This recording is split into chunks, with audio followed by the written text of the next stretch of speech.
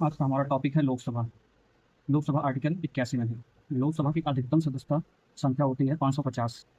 निर्वाचित इलेक्टेड होते हैं 550, जिससे राज्य से 28 राज्यों से 530 सदस्य आते हैं और केंद्र शासित प्रदेश से 20 सदस्य।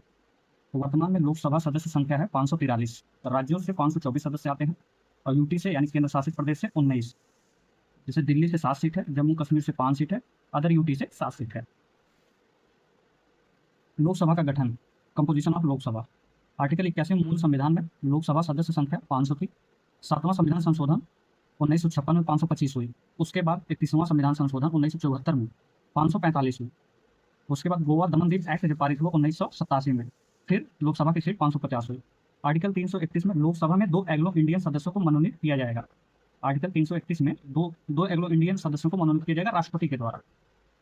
104वां संविधान संशोधन एक्ट जब लागू हुआ तो लोकसभा और विधानसभाओं में मनोनीत होने वाले एंग्लो इंडियन सदस्यों का प्रावधान 25 जनवरी 2020 से समाप्त हो गया। मतलब 2020 से एंग्लो इंडियन समाप्त कर दिया गया।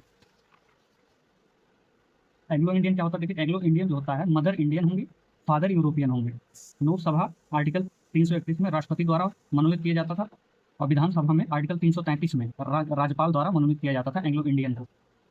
आर्टिकल 330 में SC/ST का आरक्षण था। वर्तमान में लोकसभा में SC सदस्यों की संख्या 84 है और ST 47 है।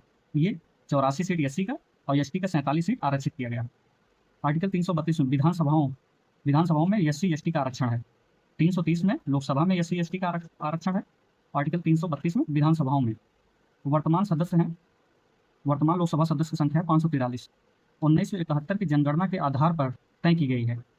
84वें संविधान संशोधन एक्ट 2001 के द्वारा वर्तमान सदस्य संख्या 2026 तक सेम रहेगी। मतलब 2026 तक लोकसभा की जो सीटें हैं सेम रहेगी, जैसे 543 है। एंग्लो इंडियन को हटा दिया गया है। प्रमुख राज्यों में लोकसभा सदस्य संख्या कितनी है? जैसे लोकसभा यूपी में लोकसभा सीट 80 है और महाराष्ट्र में 48 है, वेस्ट बंगाल में 42 है, बिहार में 40 है, तमिलनाडु में 39 सीटें हैं।